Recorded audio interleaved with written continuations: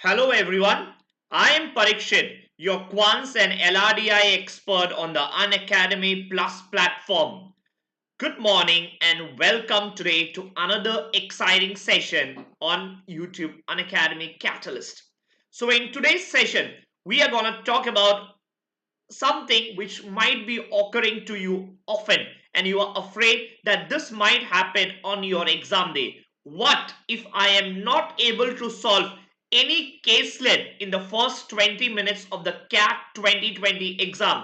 So how do I handle such a scenario? Very important that you are prepared for all eventualities on the day. Hence, make sure that you watch the video and follow all the strategies that we are going to discuss in the next 15 minutes. Like always, the first thing I'm going to tell you is give me 10 seconds to ensure that I'm streaming live before we get started with today's session. Perfect. We are streaming live and I think we can get started. Let's get started with the session straight away. Okay, this is something, a nightmare for CAT aspirants, right? What if I am not able to solve any caselet in the first 20 minutes of the CAT 2020 exam? Remember, when I talk about caselet, this scenario is not gonna occur in verbal. This scenario is not gonna occur in verbal because verbal will be a reading comprehension. Whether you understand or you don't understand, 99.99% of the aspirants will end up taking some answer. So this scenario is not going to occur in verbal. Will this scenario occur in quants? This scenario is not going to occur in quants as well because quants will have 1, 2, 3 liner questions. So in the first 20 minutes, you might be able to solve just 3 questions or probably 4 questions, but not able to solve any question in the first 20 minutes probably will not happen in quants. Probably will not happen in verbal. So the only place where there is a very high chance of this scenario occurring is your LRDI section. So I'm going to focus on LRDI not able to solve anything in the first 20 minutes. Now first thing first, are you already falling into this trap? So first thing you need to understand, is it something to you that is already happening to you in the mocks? That's something that you need to answer first. Is it already happening to you in the mocks? Are you encountering this scenario very often in the mocks? This is the first thing that you need to answer. Let's say the answer to this question is, let's say, a yes. Then you need to diagnose the problem. You need to go back and look at your last 5 mocks. Last 5 mocks that you have already given. Okay. Now in this 5 mocks, find out a pattern. When I say a pattern, in each of these mocks there are probably, let's say, 5 questions or 6 sets. 5 sets or 6 sets. Set 1, set 2, ... Let's assume there are 6 sets in your mock. Set 6. Okay.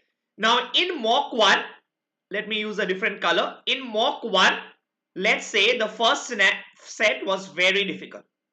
In mock 1, the second set is also very difficult. And then you know what? There are middle scenarios and then middle sets and then there is something easy at the end.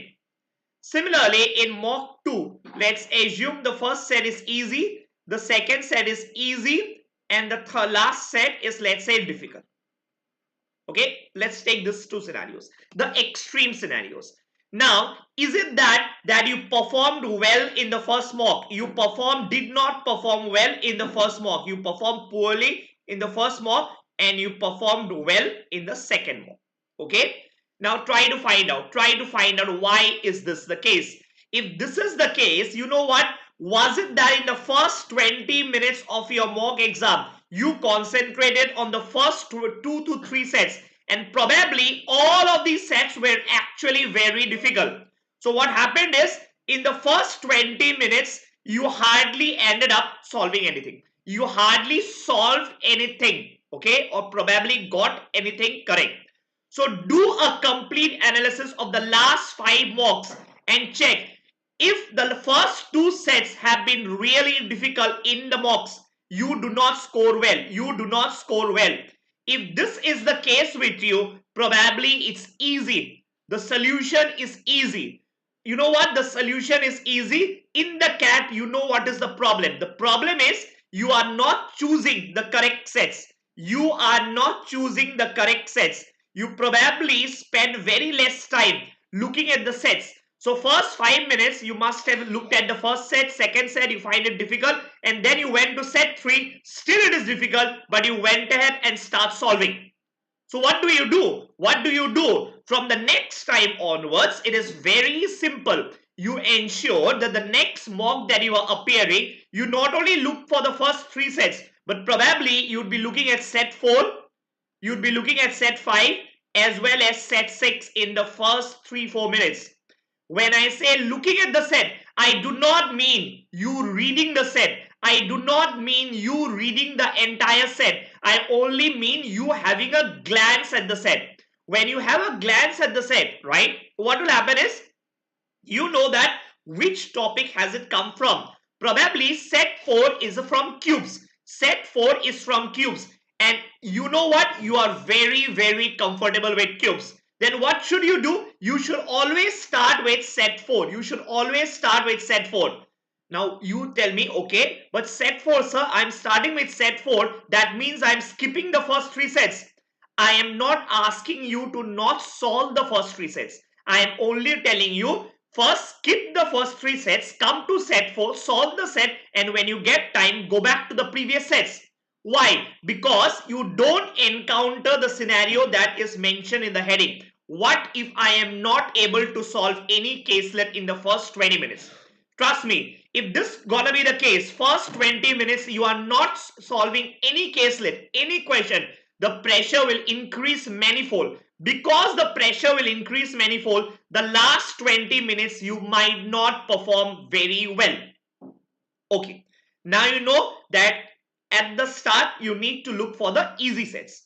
Perfect, that's fine. But what if I encounter this scenario anyway? Let's say you actually search for all the 5-6 sets, but all the sets appear difficult to you.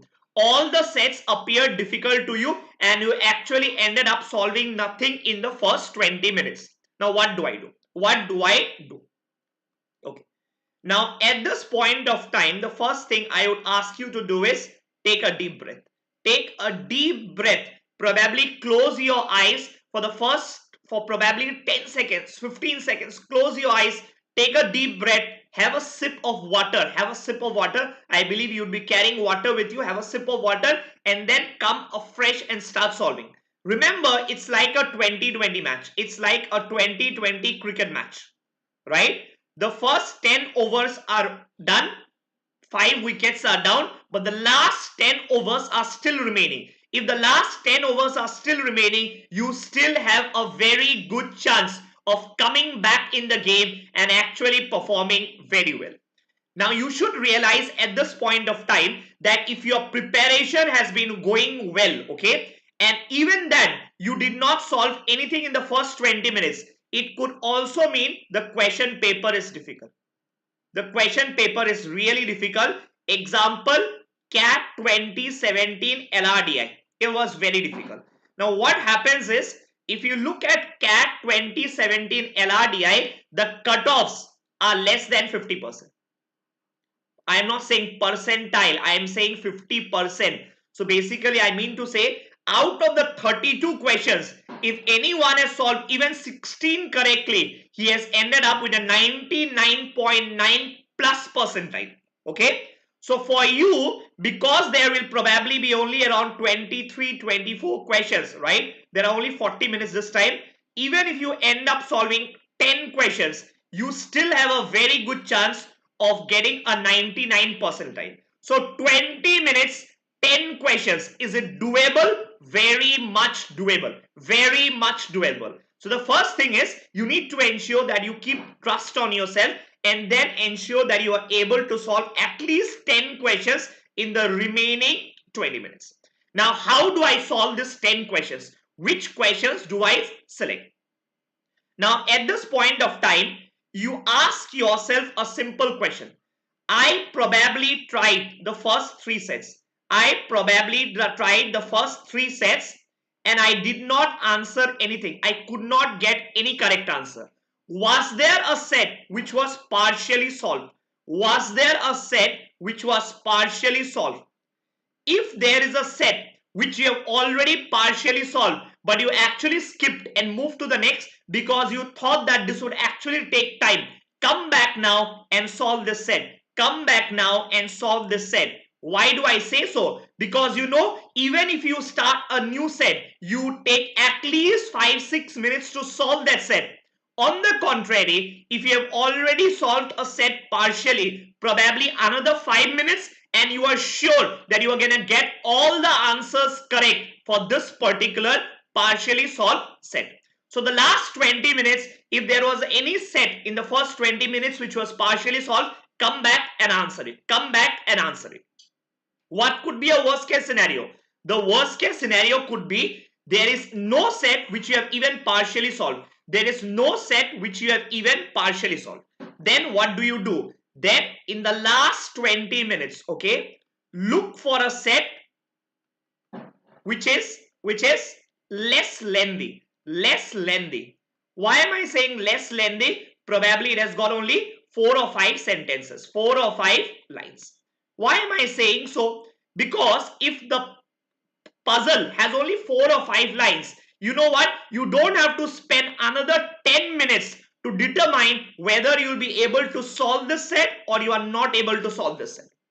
You have very less time remaining. So you probably want to pick up a set which has very few lines, 4 or 5 lines, so that even if you are not able to solve it, it would not be 30 minutes are over and I did not get any answer. It would be 23 minutes are over, 24 minutes are over, but I did not get even this correct. So let me go to the fifth set. So very important that at this point you pick up a set which is small, which is less lengthy. Then let's say all the caselets are of equal length. Let's say all the caselets are of equal length. Then what do you do? Then you need to select a caselet. You know what? You select a caselet where in the questions there is no extra information. What do I mean? Example, in some caselets you would see if X is ... and then they will ask you a question. Now, what does it mean? What does it mean? If in any caselet there are questions, okay, where there is extra information given, it means the information which is given in the paragraph above is not sufficient to solve the caselet. Or even if it is sufficient to solve the caselet, there might be multiple scenarios. There might be multiple scenarios. So you definitely would not want to pick up a caselet where there are multiple scenarios. Rather, you would want to pick up a caselet where there is just one possible arrangement and you are able to get that arrangement. Because why? You know, if you are able to get that one arrangement, you can answer all 4 questions underneath it. On the contrary, if you have 4 questions and each of the 4 questions has extra conditions, right? What do you need to do? You would have to solve the caselet initially, and then for each of the questions, you need to put that extra condition and solve and get the answer. That would be a time-consuming affair. That would be a time-consuming affair. So definitely do not pick up a caselet where every question has got additional data, like Ravi is north of Sam and Sam is sitting at the extreme end is mentioned in question number 3. Do not pick up that question because there are additional info, and even if you get it right, most importantly, you will be able to solve only that particular question. Remember, not the caselet. Why? Data from one question cannot be carried over to the next question. Remember? So definitely pick up caselets where there is no additional information in the questions. The next trick which you need to keep in mind on the D-Day, to make sure that you are able to solve more caselets. Let's assume you get a DI caselet. Let's assume that you have a DI caselet in the last 20 minutes or probably last 10 minutes. Last 10 minutes, there are 3 caselets still remaining, okay? And you come across a DI caselet. Now, I need to decide whether I will attempt this caselet or I will not attempt this caselet. Now what do? Before even looking at the DI caselet, look at the answer options. Look at the answer options. Answer options and the questions. Figure out how close are the answer options. How close are the answer options? If the answer options are very close, let's say 22.5%, 23%, 23.5%, and so on, you know what? You are going to skip this set. You are not going to solve this set in the last 10 minutes. Why? Again, it's very logical. You know what? The answer options are so close that I need to do the exact calculations. And probably I do not have enough time at this stage to do exact calculations. On the contrary, there can be a scenario where the answer options are 20%, 50%, 70%, and so on. And you have got 7 minutes remaining. What do? You definitely pick up this question. You definitely pick up this question because 7 minutes are remaining. There is not much time, but you still can do a lot of approximations. A lot of approximations. And because you are entitled to do a lot of approximations, you have a very good chance of getting this question correct and even being able to solve another two questions. So very important that question selection is something that you focus on in this last few days, because at the end, remember, it's just a matter of one or two questions or probably one set. One set extra is 99 percentile and one set less could be a 85 percentile. So very, very important that you pick up the right question to solve, whether be the first 20 minutes or the last 20 minutes of your paper. And then there is something more that you need to look at. What is that? You need to look at the two answer options. None of these, and cannot be determined. None of these and cannot be determined. Very, very careful. Very, very important. A lot of people ignore this. You know what? Whenever you have a none of these, especially in a DI caselet, forget LR caselet. LR, this doesn't come into the picture. None of these. But if it's a DI caselet, and let's say there is a bar chart. Let's say there is a bar chart like this. And there are 7 years. Let's say this is 2011, 2012, and ... up till 2017. Moment there is a none of these, you know what? And they ask you in which year is the highest percentage growth. You need to check all the 7 years. You need to check all the 7 years, right? That is why the none of these is given. But if there is no none of these, the good part is you might only want to look at those answer options and those years which are present in the answer options. What does that mean? That makes your life easier. You take less time to solve such a question. Similarly, in a LR caselet, if you have a cannot be determined, what do you need to be sure of? You need to be sure of there is no other possibility. There is no other arrangement. So moment there is a cannot be determined, check if there is another alternate solution possible. So whenever you try for another alternate solution, what happens? The time taken will obviously be increased. So in the first round, do not solve questions in LR whichever cannot be determined, or a DI whichever none of these, because that will be a time consuming affair. In the first round, pick up the easy ones, questions which are really easy, which are less time consuming, so that you can maximize the number of attempts. And if you maximize your number of attempts, this scenario, right? What if I am not able to solve any question in the first 20 minutes of your CAT examination? You will not, and I repeat, not fall in this trap. So very important that the first 20 minutes you play diligently. Pick up the easy ones. You know what? Even if in a caselet, there are 4 questions. A caselet has got 4 questions and you have done 3 of them correct. It's worth the effort rather than spending another 6 minutes for question number 4 and wasting your time. Get the 3 correct. Go to the next set. Last 5 minutes of your paper, come back, and you think that I need only 3-4 minutes to solve this question, come back and then mark this caselet. Otherwise, you are not gonna do well in your DILR. So very important, focus on the question selection in this last few days of your practice. Do not practice anything which is very tough. practice questions which are easy and moderate, because at the end of the day, CAT is all about picking up the right questions, choosing the easy and the moderate ones and letting go of the difficult ones. Anything that you wish to ask at this point before we break? So I think I answered the question, what if I am not able to solve any case in the first 20 minutes? I also answered the question, how you are not gonna fall in this particular trap. How you are not gonna fall in this particular trap, you need to make sure. And let's say even if you fall in it, remember it's a T20 match. Life is not over. Only the first 10 overs are done. You still have 10 overs remaining to make a comeback. Okay, I hope you liked the session. In case you have liked my session, do please hit the like button. That encourages and motivates me to make more and more sessions.